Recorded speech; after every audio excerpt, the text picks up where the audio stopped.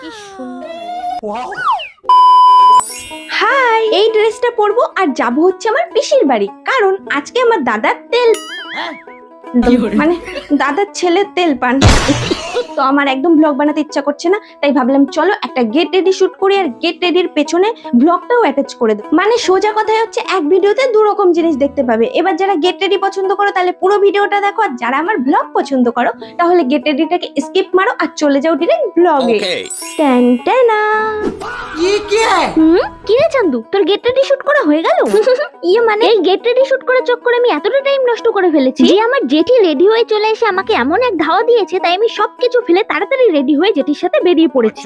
আসলে আমাদের বাড়ির বাবা জেঠু দাদা বাদ দিয়ে মা বৌদি গুলু ঠাকুমা অনেক সকালেই আমার পিসির বাড়িতে চলে গেছে। এই যে আমার নতুন ছোট্ট ভাইপো, এনারই আজকে তেল পান। এটাকে দিয়ে এবার আমি 5 জনের পিসি হলাম। এই যে দোলনাটা দেখছো, এটা কিন্তু আমাদের বাড়ি থেকে গিফট করা হয়েছিল, আর জেঠুদের গিফটটা আলাদা ছিল। ওয়াও, কি সুন্দর ভিউ দেখো আমার পিসির বাড়ির দোতলার ছাদের উপর থেকে। যাই হোক, তারপর বেশ কিছুক্ষণ হাসি মজা করি, তার মধ্যে অনেকটা বেলাও হয়ে যায়। আর যেহেতু পিসির বাড়িতে দুপুরবেলা একটু খাওয়া দাওয়ার আয়োজন ছিল, তাই সকলে খেতেও চলে আসে। এদিকে আমরাও খেতে বসে পড়েছি।